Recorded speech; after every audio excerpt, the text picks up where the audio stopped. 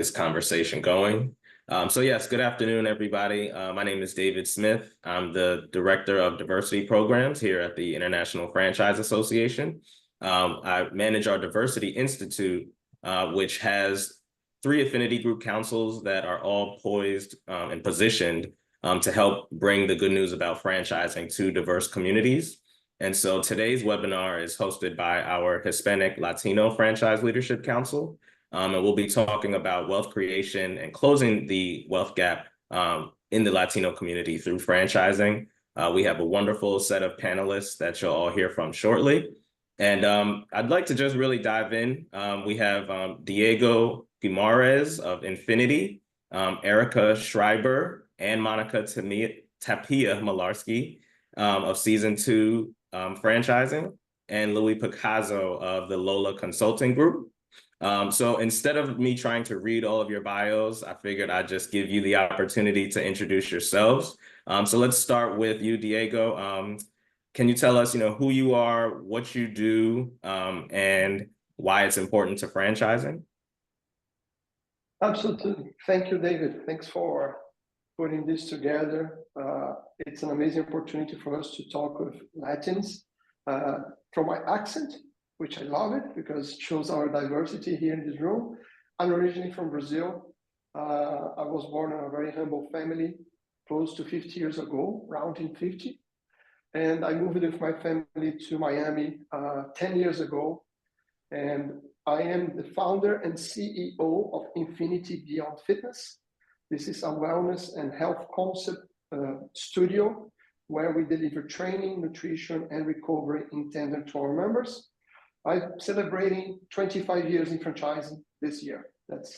I was bitten by the franchise bug 25 years ago, and now being very, very excited to give back. That's why part of what we do at IFA. Thank you for having me. Thank you. How about Erika and Monica? Yeah, hi. So my name is Erika Tapia-Schreiber, and I am the CEO and co-founder of Season 2 Consign and Season 2 Franchising.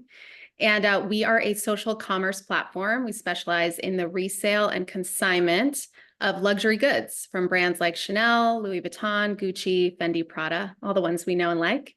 And yeah, why it's important to franchising. We are kind of the first that we know of our kind of a franchising specific to luxury goods that works almost entirely in the digital marketplace. So we're really excited about the opportunity to sort of spearhead that and take what was once a really archaic industry kind of into the new frontier. And I echo everything that Erika said. I am Erika's older sister, although she's taller. I am the COO and co-founder, and we founded Season 2 as so many other great concepts during the lockdown during COVID 2020. And lastly, Louie, can you give us a rundown of who you are and the work you've been working on? Sure. So my name is Louie Picazo. I'm the CEO and founder of LOLA Consulting, which is a full-service Hispanic-owned franchise consulting firm.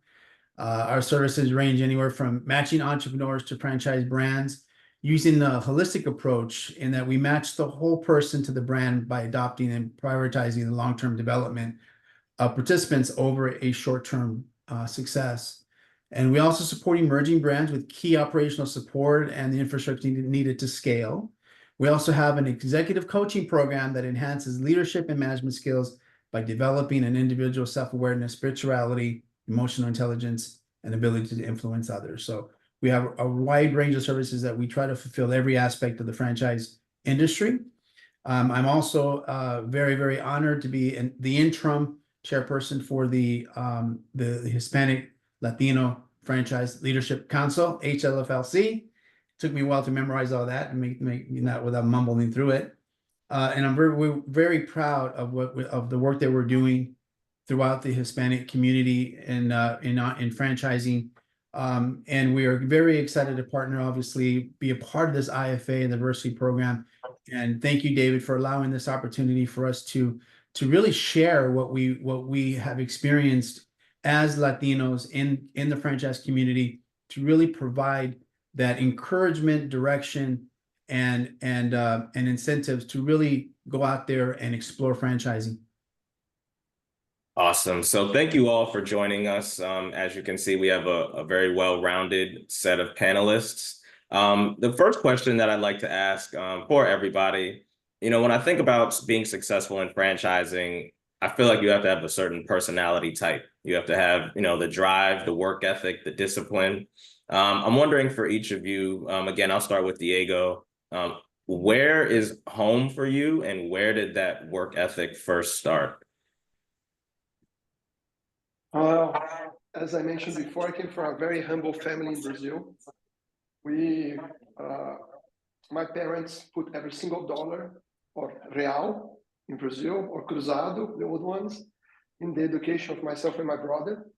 They have a very strong work ethic. So if you see my founder's video of Infinity, you're gonna see that I mentioned three things. It's education, hard work, and giving back. I think those are the three pillars of what drives my life now. And I got a lot of this from my parents. And of course, I had two amazing mentors in companies I worked for, which became friends for life. And I think that's the key for me. And core values for family, for friends, and for business. I think we should be rooted in core values. Erika, same question to you. Where's home, and what, how did you build your work ethic as a young adult or young person? Yeah, absolutely. So home for me right now, I mean, we're headquartered in West Palm Beach, Florida. So we live in a really diverse community. Originally born and raised in a small town in Connecticut, by what felt like we may have been the only Latino family living in that place. My parents, I am first generation here in this country. My parents are from Colombia, mom from Colombia, dad from Chile. So a nice diverse background there as well. The Latinos will get how strange that combination might be.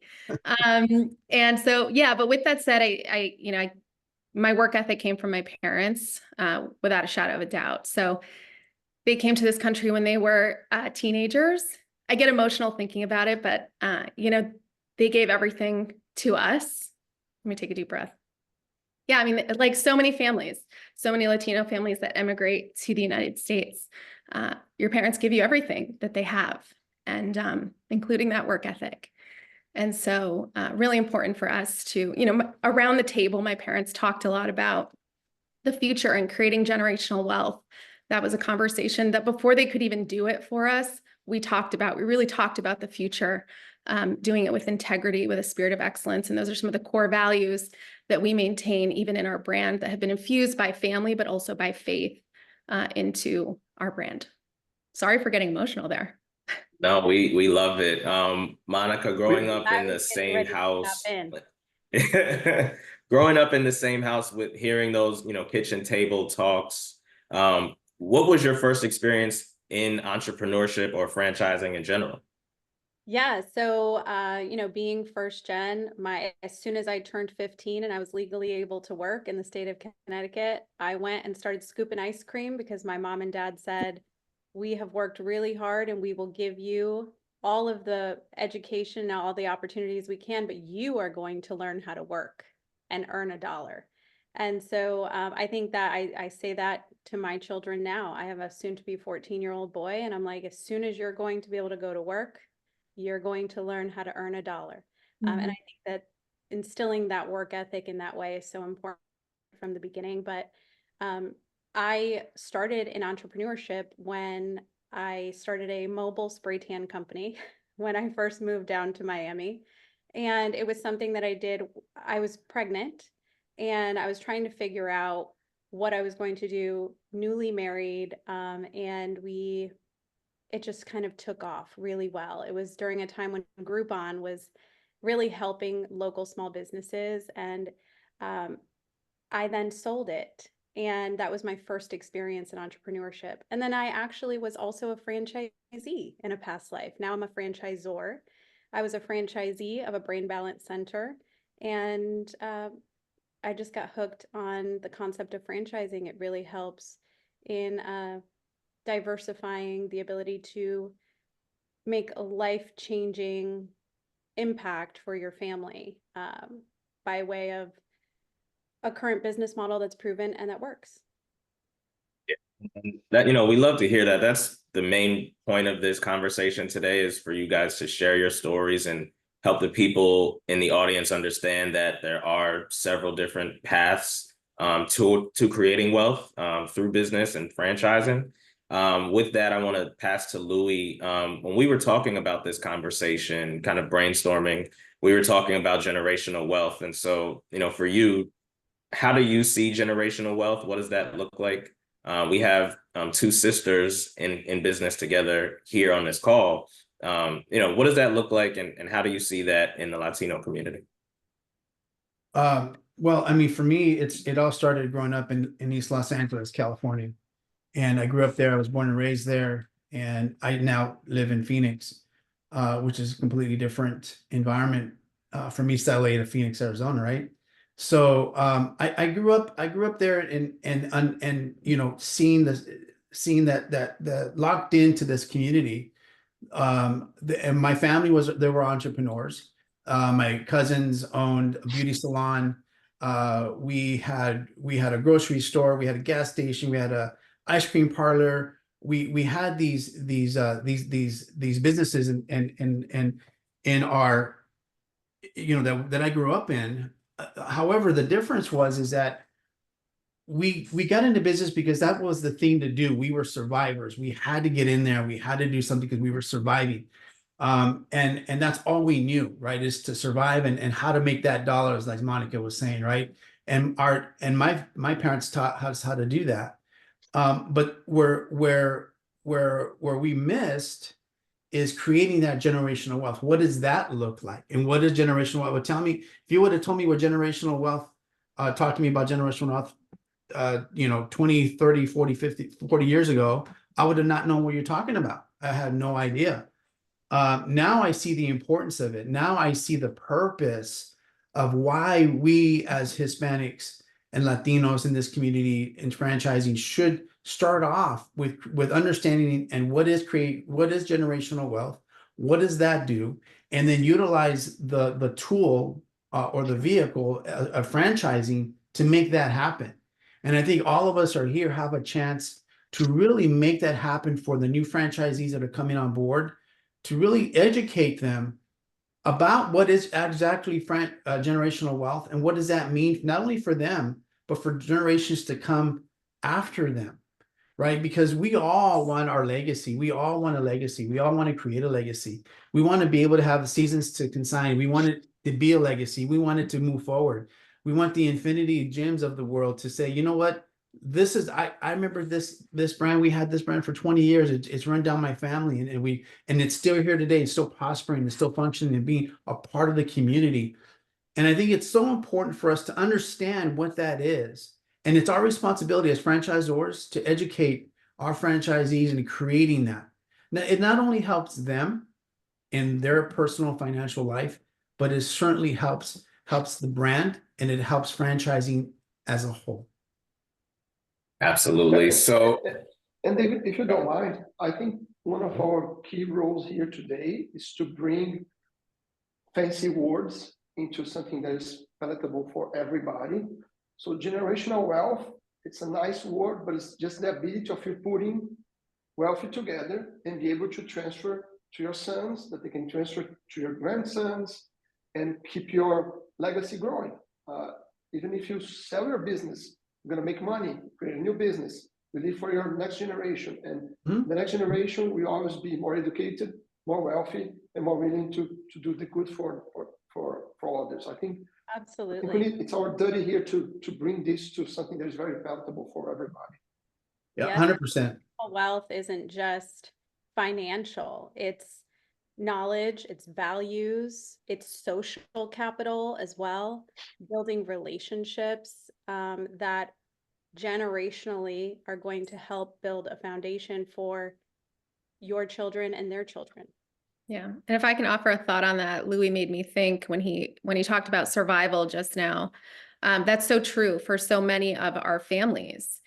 And I think when it comes to generational wealth, that notion or that gut feeling that you no longer have to survive for the today, but you can start thinking about, you have the luxury to, and you've done the work, right? Because it takes time to get there. You've done the work and you have the luxury to think about thriving tomorrow rather than just surviving today.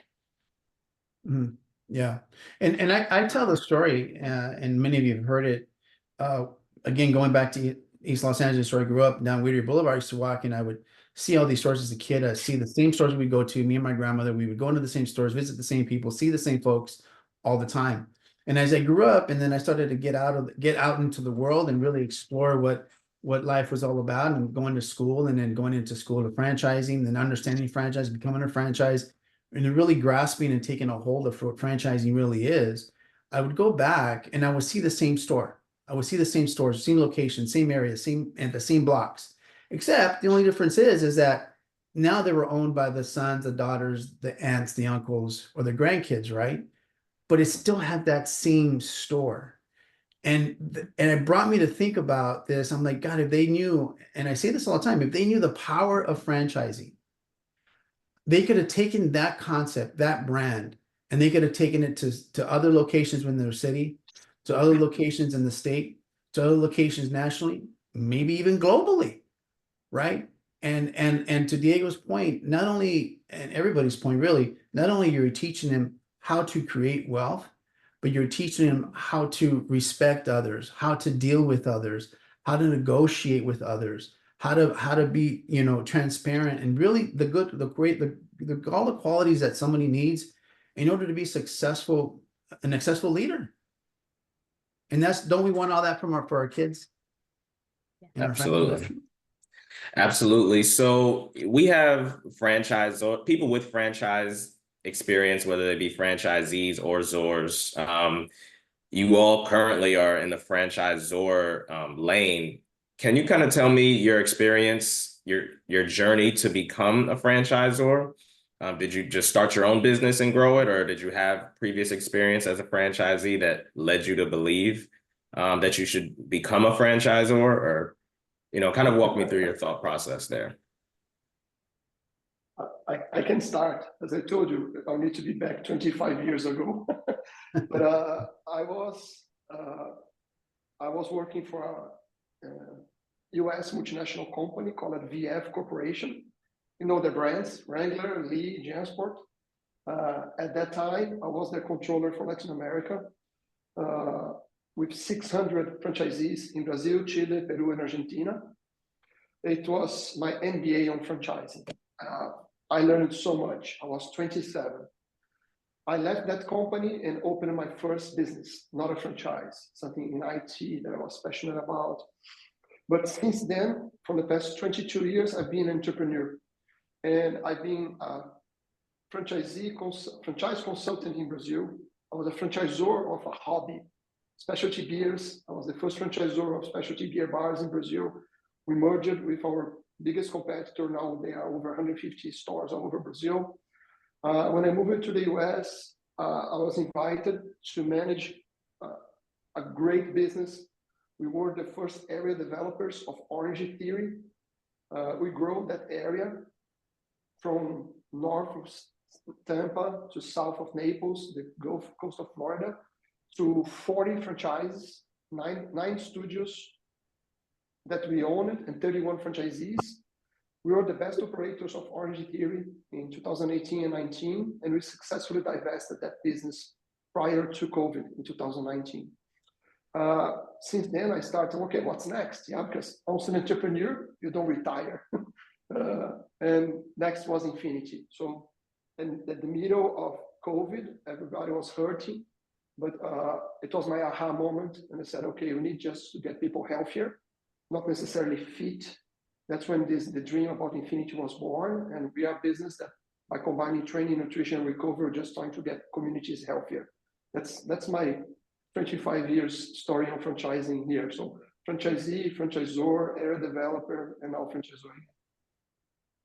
Well, let me hold you on that. So during COVID, was it difficult to launch a health business with all the restrictions? And, I feel like divesting right before, it must have felt like a great a great moment right before everything closed down, but to Yeah, start during the midst, I could imagine being kind of challenging.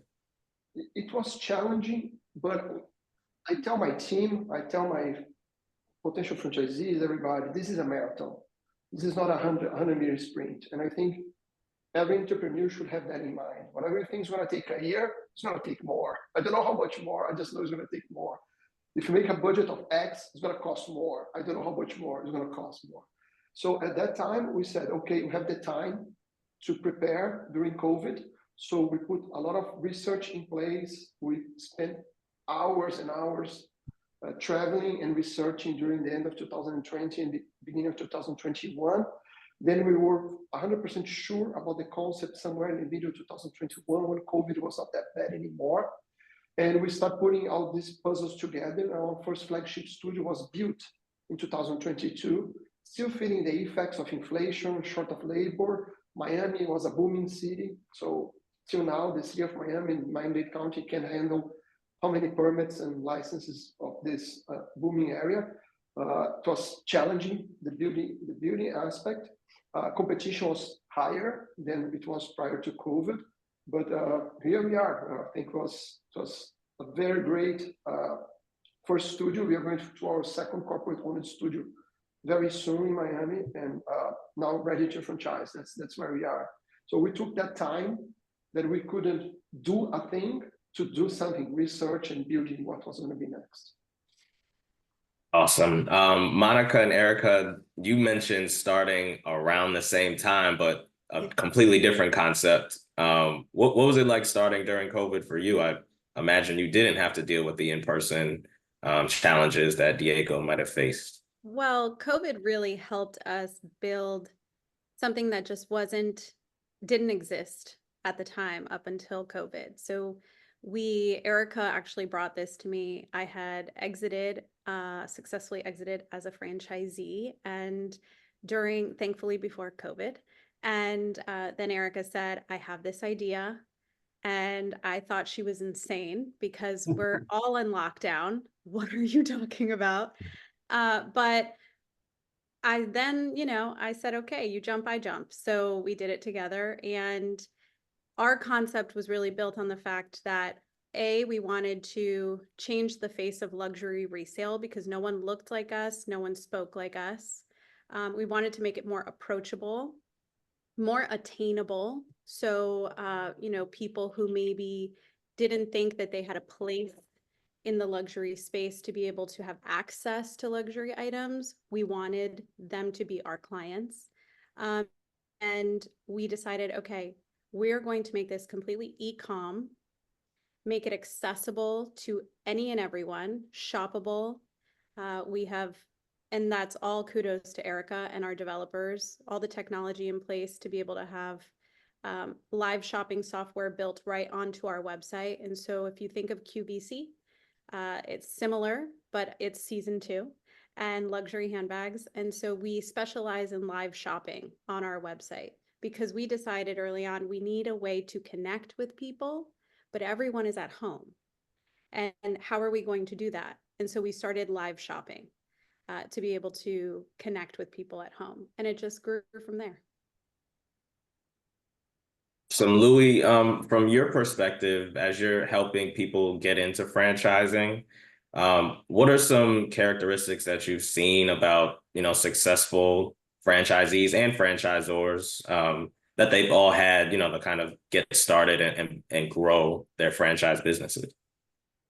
I think really it starts from the core brand level, it starts with what are the brands, what are their core beliefs, what is their expectation long term, and what is their expectation of the franchisees that are coming in?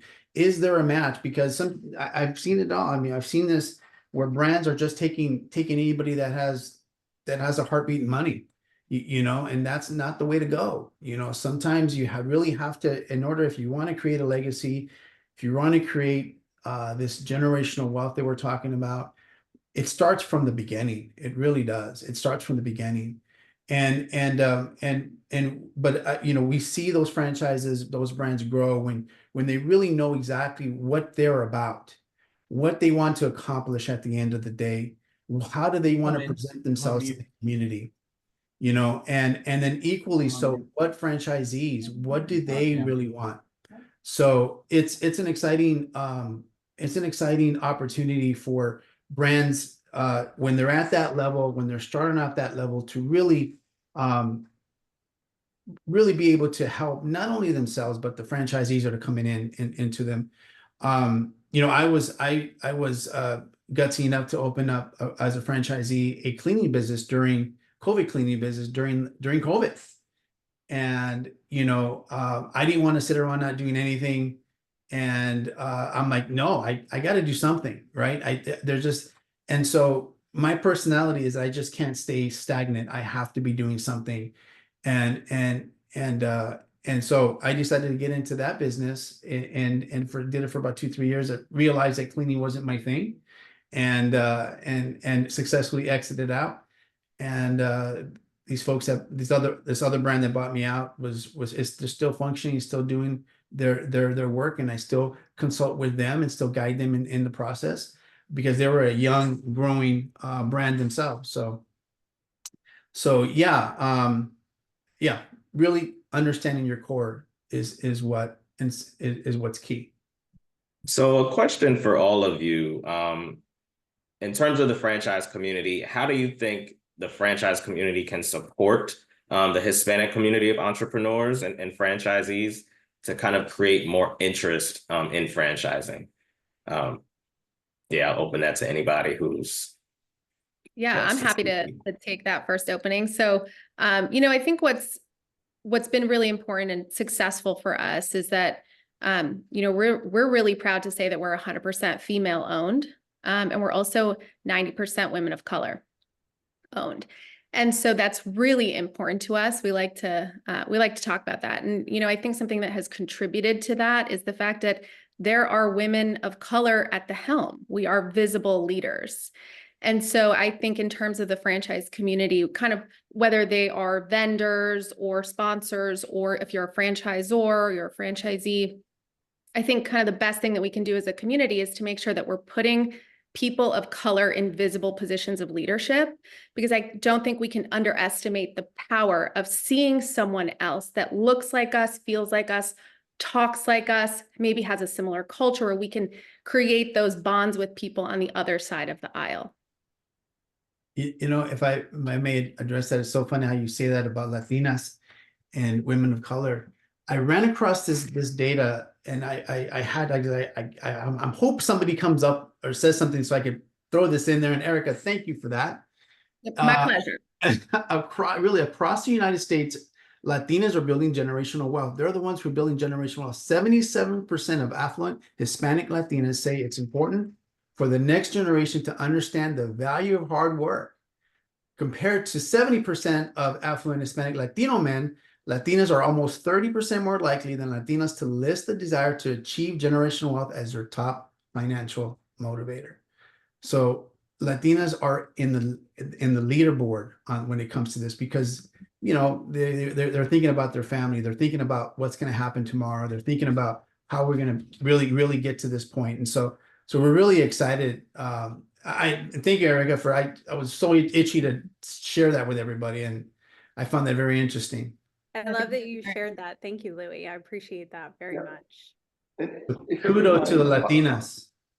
Yeah, if I can give my 5 cents here, getting back to something what Louie said, and about the profile of a franchisee, I think it's very important that we have in mind.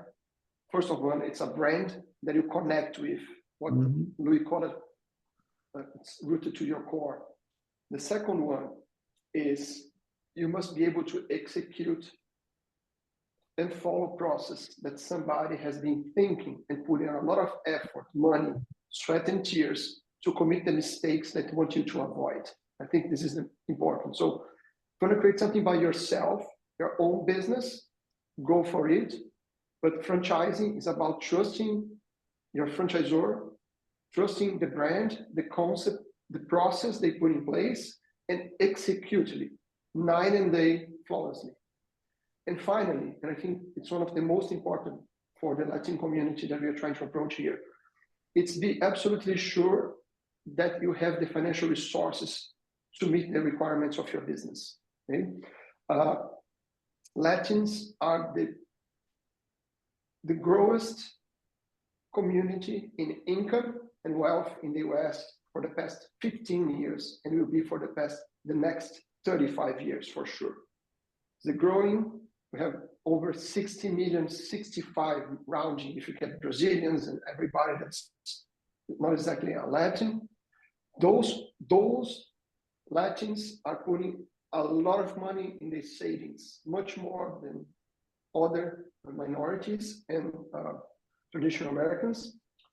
But having said that, they have an average of 20% of our average American on savings. And we were discussing this prior, David. We don't want everybody putting all their eggs into the same basket. It's about creating generational wealth, keeping some money in your 401ks if you have it, keep some money for emergency, for health, and investing part of your money, and looking for resources, source of funds. There's so many we can help share.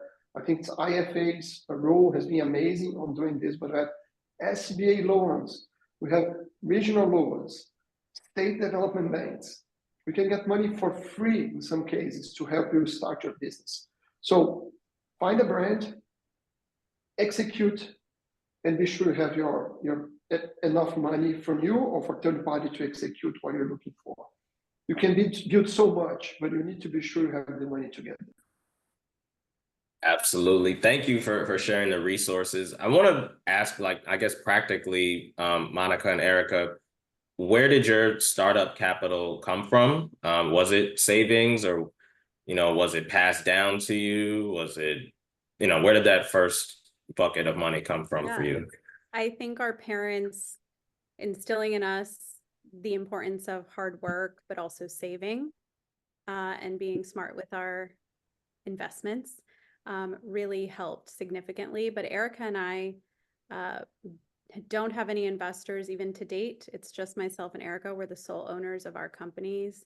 And it was our individual investments that worked together to be able to set the foundation and get the ball rolling on both the original concept and then the profits from the original concept to franchise, because franchising is definitely an investment.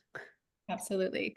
And just to underscore that, we really made every dollar stretch, and we still do today. I think it's our duty and our responsibility to be smart with our dollars and how we use them for the future of the brand.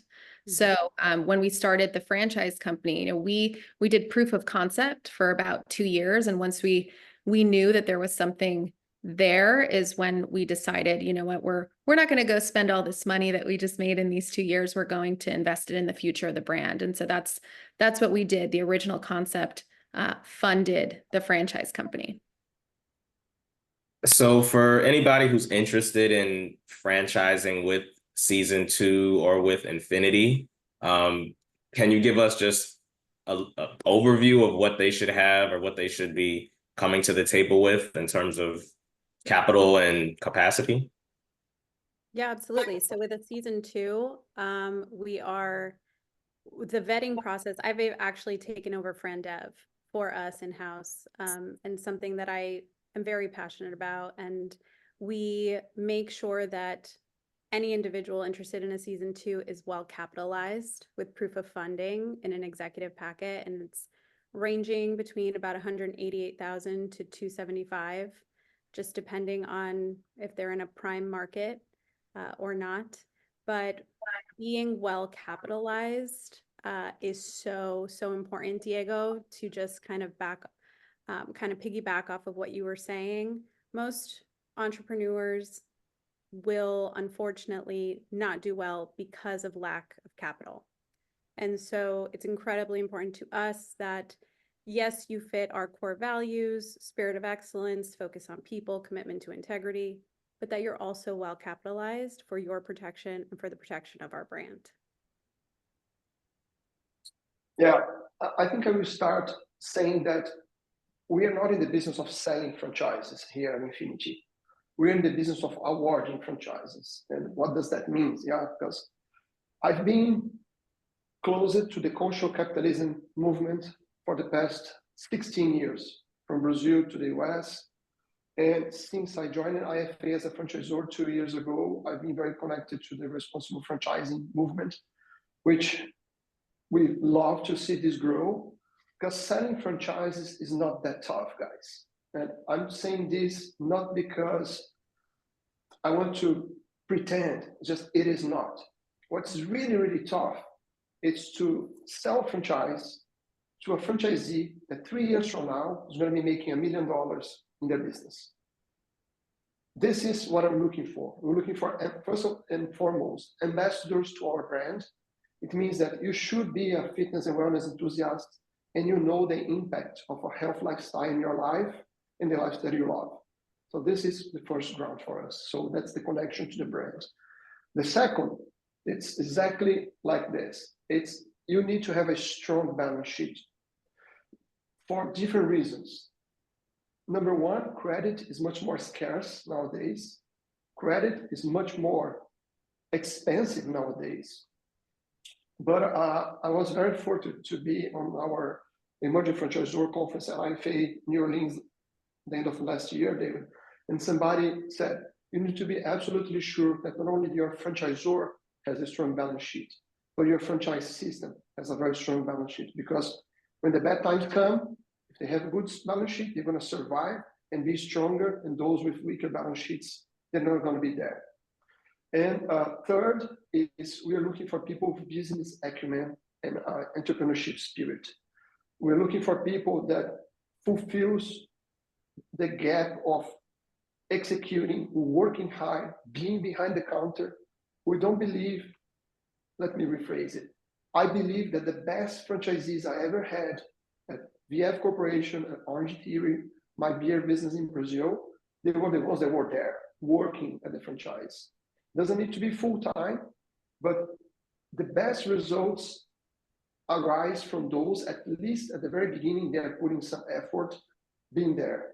And by putting some effort is staying behind the counter, welcoming people with our smile, welcome to Infinity, booking people, checking people in, replying our Google reviews, because that's how you feel that your business is really doing great.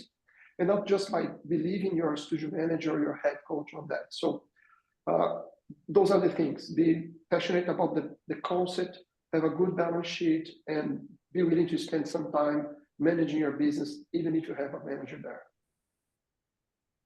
You know, David, if I may add to that, I think, and one of the things is that sometimes we put ourselves in a position of being a victim to society, right? We think that, you know, and of course we have as Hispanics, Latinos,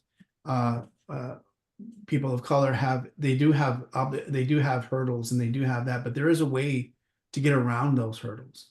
You know, a lot of things that, you know, the data says that, you know, the majority of Hispanics, the problem that they're mainly having is having funding issues.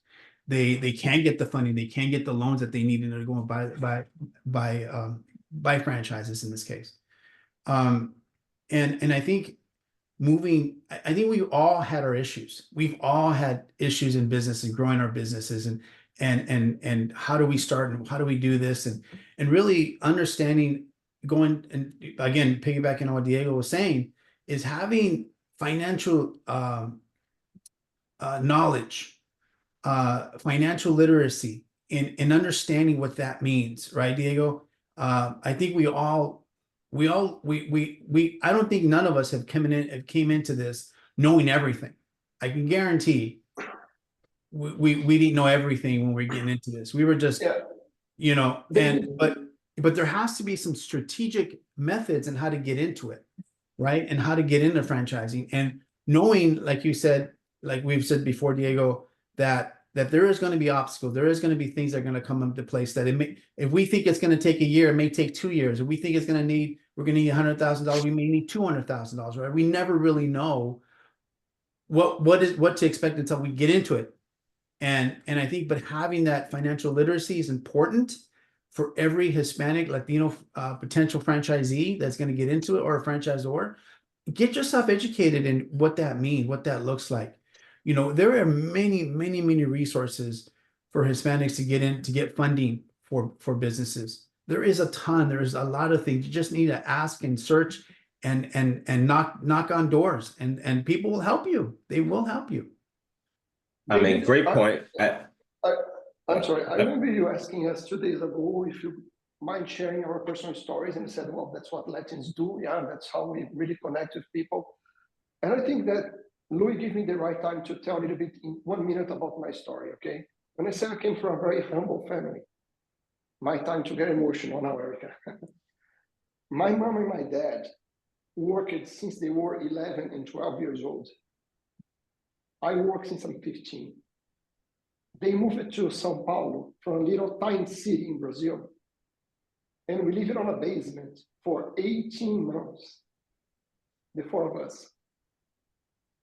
They worked so hard, night and day, and put every single dollar in education. And they told us something: never stop learning. They never finished middle school. They never finished high school. None of that. I saw my mom reading probably hundreds of different books in her life. My books from my college, one day she was reading, I said, what are you reading? What is this about corporate governance? A big book. She read all that stuff. That's great. Why?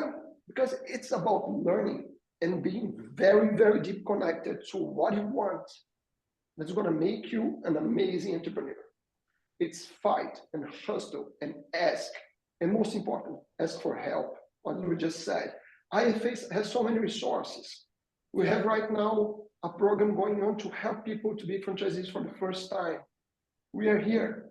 We're going to share our emails, our phone numbers, because remember, hard work, education, and give back. That's our moment. It's to give back what life gave us. Was so much coming from hard work and education, guys. So I think it was important because Louie gave us the abstract and said, I'm going to give you the right stuff, okay? That's where my family came from. And here I am sitting in Miami, in my office, running a franchise. No, we appreciate the personal story, Diego, in a major way. So thank you for sharing. Just one point on the resources, small commercial for IFA. We do have our Franchise Ascension Initiative, which is a 6-month accelerator program for aspiring franchisees to get all the education and resources that they need to become a franchisee soon after program is completed. And so we have our initial cohort launching this August. And we'll be training them all the way up until our convention in Las Vegas in February. And so stay tuned. We'll have more rounds coming each year. So please share about the Franchise Ascension Initiative to your networks, but more to come. And on that point, though, Diego, about, humble beginnings, franchising also is unique because franchisees can make a local impact in a very special way. So I'm wondering, just with all of you, what are some things you're doing locally to kind of give back, or how are you helping out people in your neck of the woods? Yeah, I think for us, because we are a luxury brand, it would be easy to assume that all of what we do is just based around Chanel and Gucci, Prada. But from us, and I think that that's just generationally something that's been instilled in us, and Erika and I we are results of who came to the United States and had a focus on building the foundation for generational wealth. And so for us, giving back just naturally is instinctive.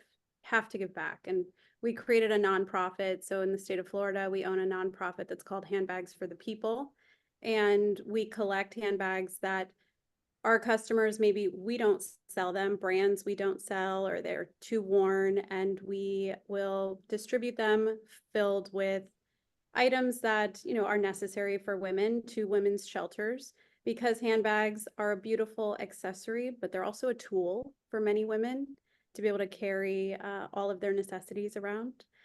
So that's one way that we're able to give back to the community. And then also, I would just like to say, on behalf of myself and Erika, if you are interested in franchising in any capacity, getting plugged in with IFA, reaching out to myself and Erika is so important because we want to help as mentors because we have had mentors. So as a franchisor, I think it's important to just say, if you're in that kind of position, you have a great opportunity to be a mentor to other people in franchising. Amen. Amen, Monica. That's a great, that is wonderful that you're doing. And I think, for us, it's, for me, it's going in, working alongside the IFA diversity program with David and his team, working along with the the HLFLC and all its members.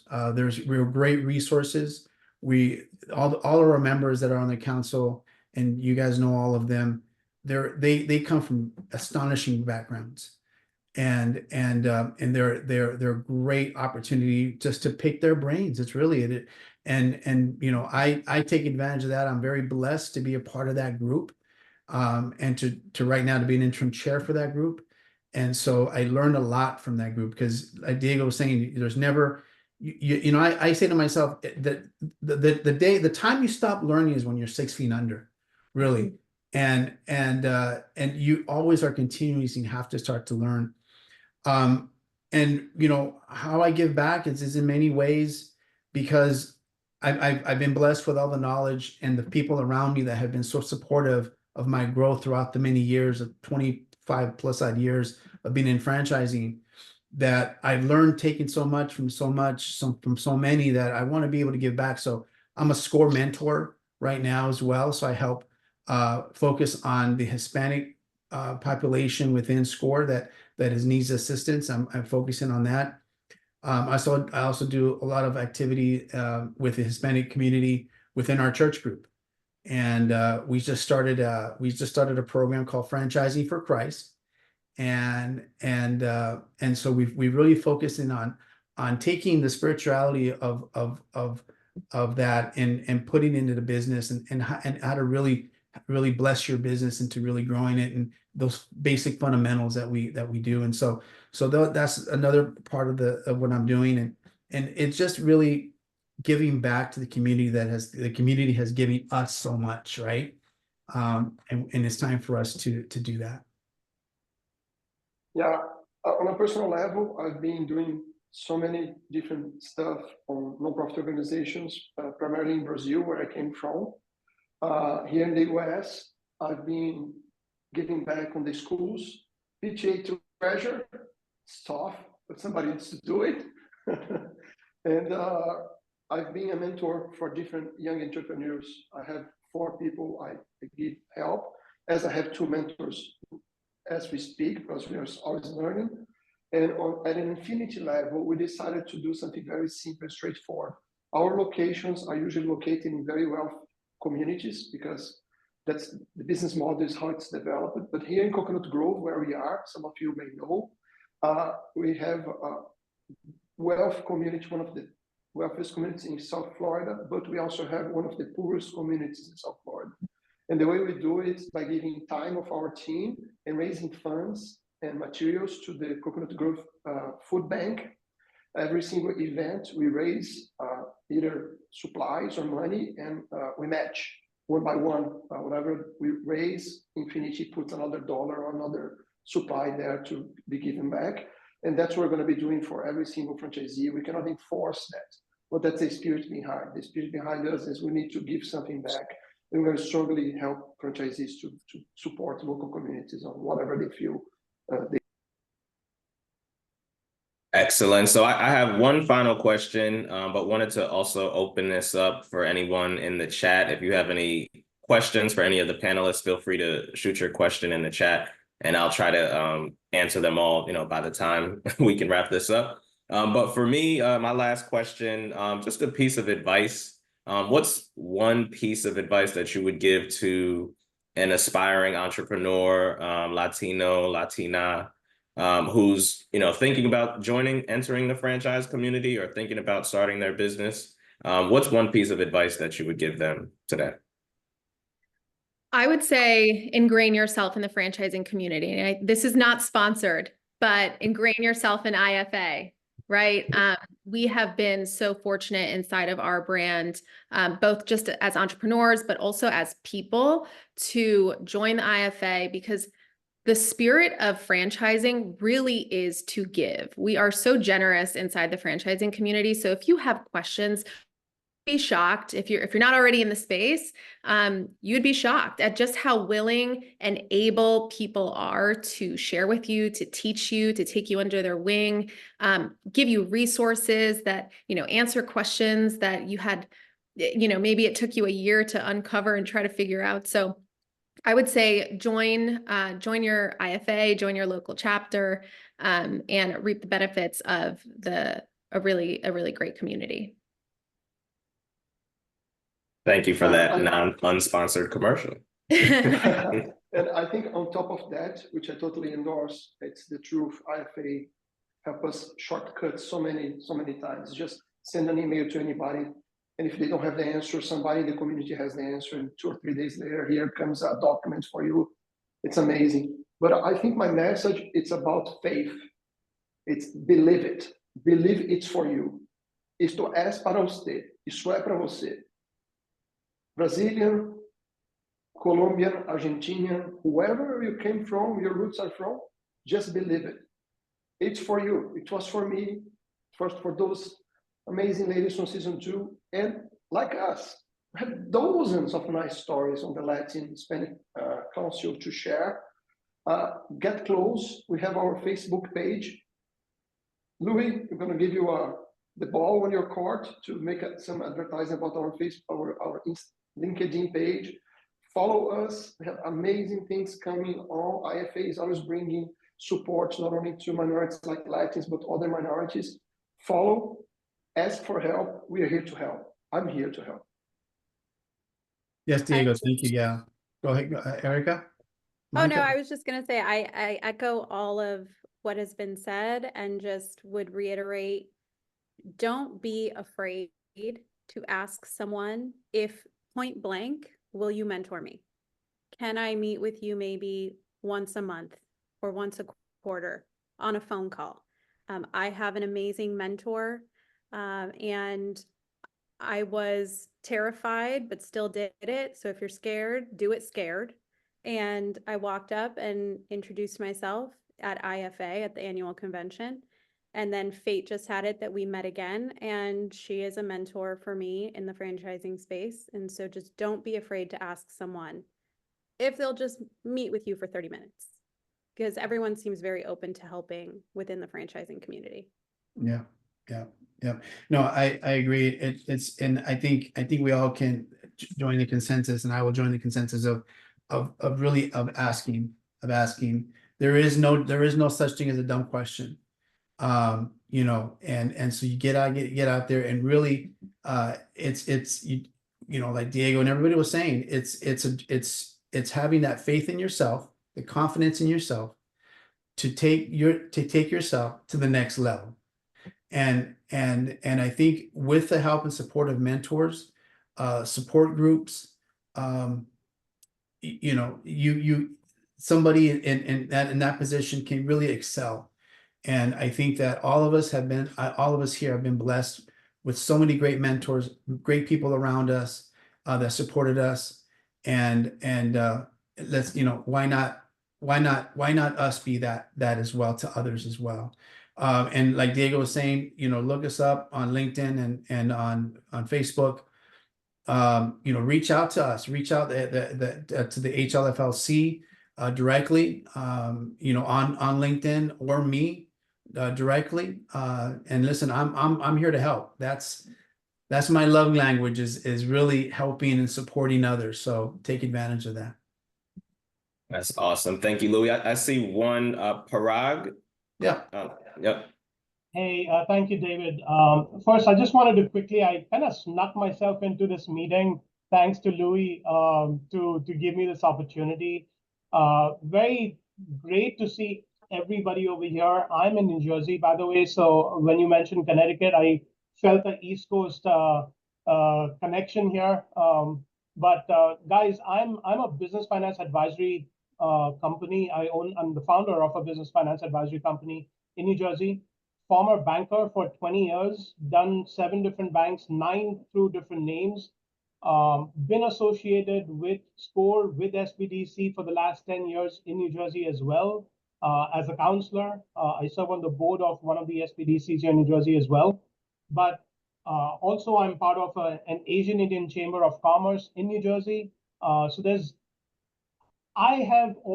just loved everybody's background and connection. And I just feel, I was typing to Louie saying if I could kind of just butt in very quickly and just say how appreciative I am of being included in this conversation, David. I've also been part of the IFE at Jacob Javits here in Manhattan for a couple of years. I've been a presenter there as well. I've been a speaker at Rutgers University for the undergrad class on business plans. So I bring a lot of 31 years of experience to help the business community become bankable. And everything that you guys have talked about, which starts from the heart, which is really being able to stand up and do something.